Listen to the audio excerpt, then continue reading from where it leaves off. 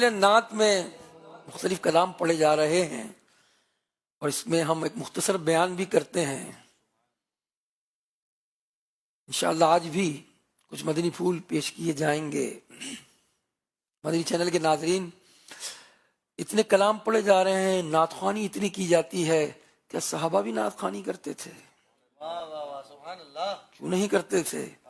حسان بن ثابت سے پوچھئے انہوں نے کیسے کلام پڑھے. عبداللہ بن رواحہ سے پوچھئے انہوں نے کیسے کلام پڑھے. اور صحابہ کرام تو حضور علیہ الصلوۃ والسلام، نعت کیا ہے؟ حضور کی تعریف، حضور کی توصیف، حضور کی اداؤں کا بیان ہے. صحابہ نے تو وہ باتیں بیان کی جو آج رہتی دنیا تک پڑھی جاتی رہیں گی. نبی پاک کے ابرو کیسے تھے؟ صحابہ نے بتایا. پلکیں کیسی تھی؟ صحابہ نے بتایا. اونچی بینی کیسی تھی؟ صحابہ نے بتایا. نگاہ مبارک کیسی تھی؟ گیسوئے مبارک کیسے تھے؟ شانہ مبارک کیسے تھے؟ دست مبارک کیسے تھے؟ صحابہ نے بتایا. اگر وہ نہ بتاتے تو ہم کیسے جان سکتے تھے؟ اور انہی صحابہ نے پھر اشعار کی صورت میں بھی یہ تمام بیان کیا. حسان بن ثابت کہتے ہیں وَأَحْسَنُ مِنْ قَلَمْ تَرَقَتْ عَيْنِي وَأَجْمَلُ مِنْ قَلَمْ تَلِدِ النِّسَاءِ خُلِقْتَ مُبَرًّا مِنْ كُلِّ عَيْبٍ كَأَنَّكَ قَدْ خُلِقْتَ كَمَا تَشَاءُ.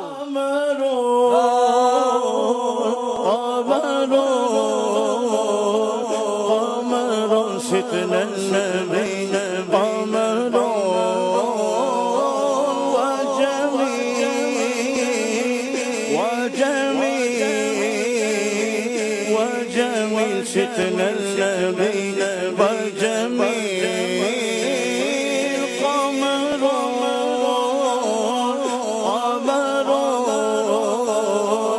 قمر ستنا النبي قمر وأحسن منك لم ترقت عيني الله الله وأجمل منك لم تلد النساء الله الله خلقت مبرأ من كل عيب خلقت مبرأ من كل عيب كأنك قد خلقت كما تشاء يا قمر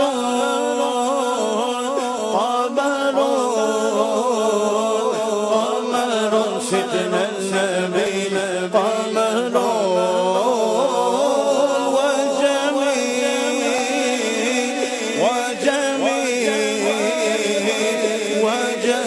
ستنا النبي وجميل وكف المصطفى كالبرد نادي الله الله وعطرك يدك إذا مست أيادي الله الله وأمن غالوها كل عبادي وعمن غالوها كل عبادي حبيب الله يا خير البرايا قمر قمر قمر ستنا النبي قمر وجميل وجميل وجميل وجميل ستنا النبي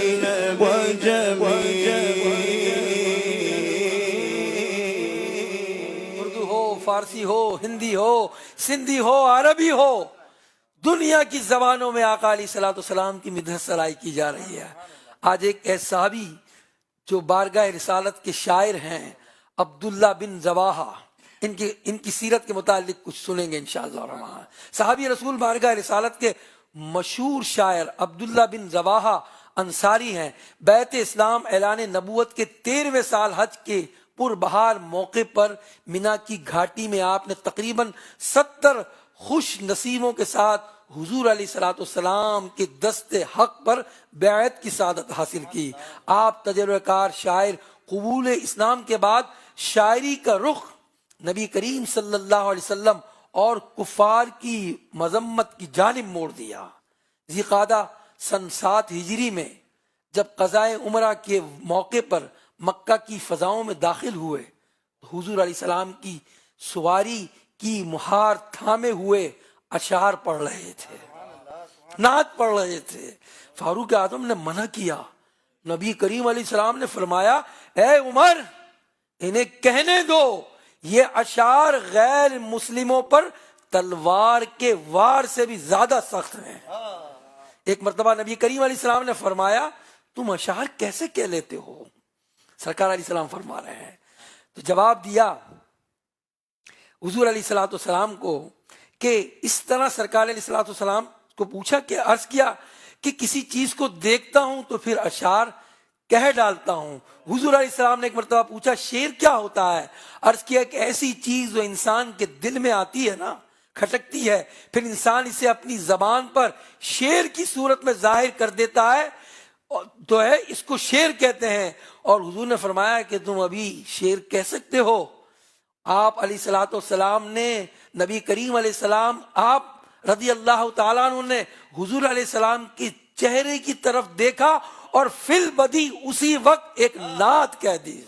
سبحان اللہ، یہ تھے صحابی رسول جو نبی کریم علیہ الصلوۃ والسلام کی بارگاہ میں اشعار کہا کرتے تھے۔ حضرت عبداللہ بن رواحہ ایمان لانے کے بعد پیارے آقا علیہ السلام کی نعت پڑھتے تھے، ایسے خوبصورت انداز میں پڑھتے تھے کہ آج بھی جب ان کے اشعار سنے جاتے ہیں، پڑھے جاتے ہیں تو دل کو تازگی نصیب ہوتی ہے۔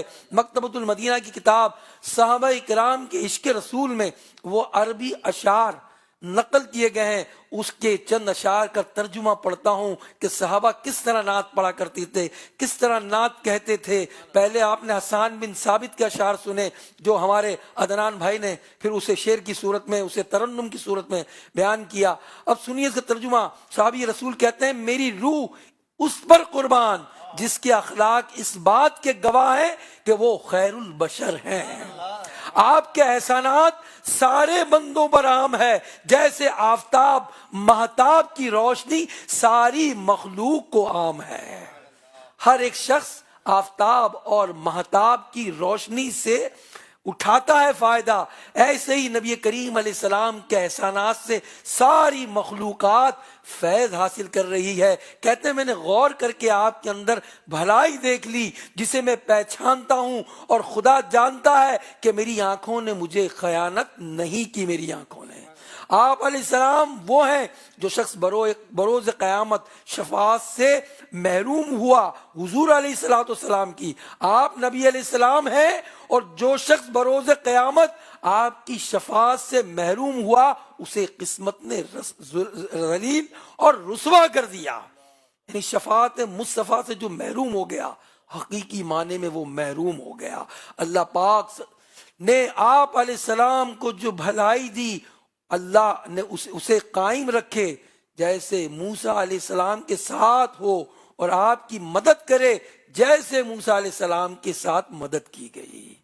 تو پیارے اسلامی بھائیوں اور مدنی چینل کے ناظرین، یہ عبداللہ بن رواحہ کے چند اشعار کا ترجمہ تھا، اور آپ جو ہے وہ بارگاہ رسالت کے شاعر تھے، اس کے ساتھ ساتھ وہ پیارے آقا صلی اللہ علیہ وسلم کی سنتوں کے عامل تھے، اور اتباع میں ایسے تھے کہ کتابوں میں ان کی سیرت میں لکھا ہے کہ حضور علیہ السلام ایک مرتبہ مسجد نبوی میں خطبہ ارشاد فرما رہے ہیں، بیان کر رہے ہیں، آپ کا بیان ہو رہا ہے، کچھ لوگ کھڑے تھے تو آپ نے فرمایا بیٹھ جاؤ۔ آپ نے مسجد کے لوگوں کو کہا بیٹھ جاؤ۔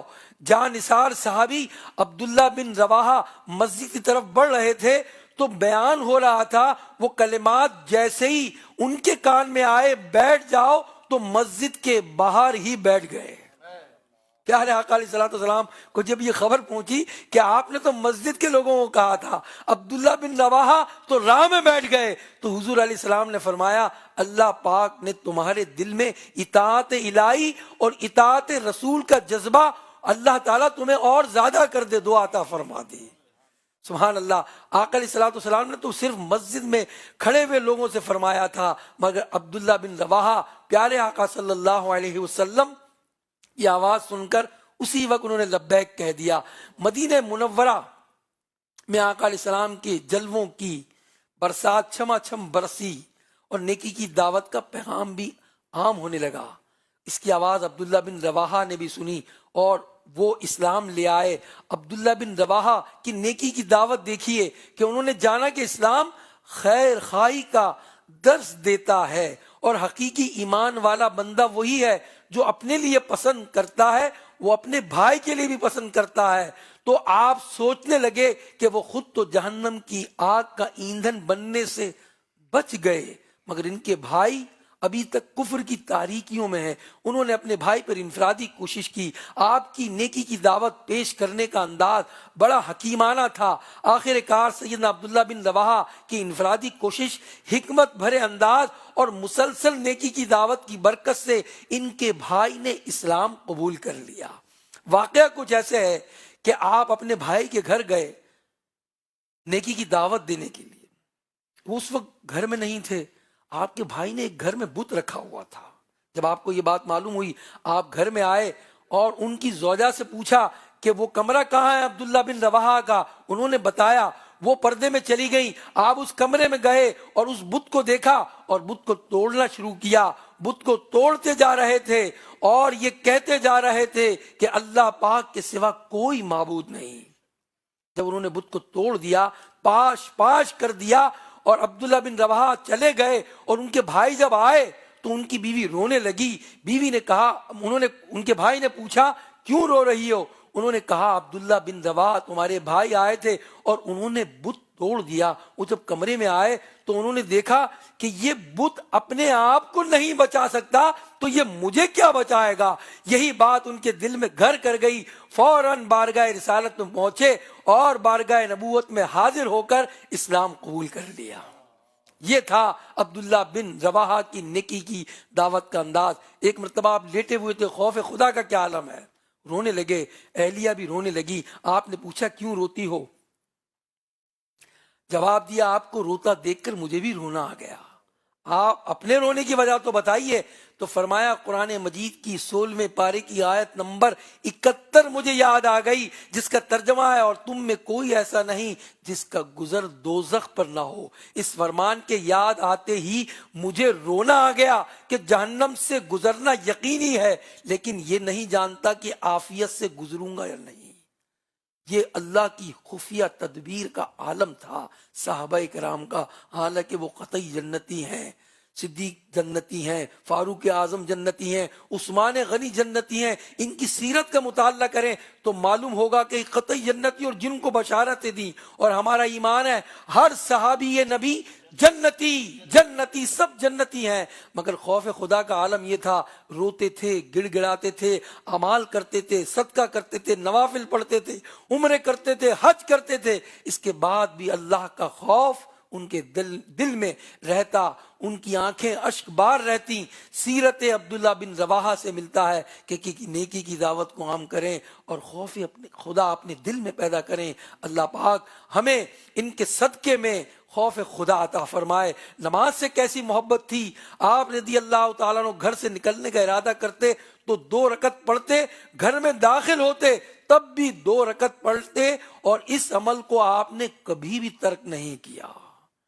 تو ہمیں بھی ان کی سیرت سے یہ بات جاننی چاہیے کہ نوافل پڑھنے کی ہم عادت ڈالیں، کہ گھر کو کہا گیا کہ گھر کو قبرستان نہ بناؤ۔ مسجد میں تو نماز پڑھتے ہو مگر گھر میں بھی نماز پڑھو۔ جب آپ گھر میں نماز پڑھیں گے تو پھر آپ کی اولاد بھی آپ کو دیکھ کر نمازی بنے گی۔ اللہ کریم ہمیں ان مدنی پھولوں کی خوشبو سے معطر فرمائے۔ آئیے، ایک کلام نسبتوں والا ہے اور نسبت کا اس میں ذکر ہے، حقیقت میں ہم کچھ نہیں ہیں، نسبت ہی کی بہاریں ہیں۔ عدنان بھائی سے سنتے ہیں۔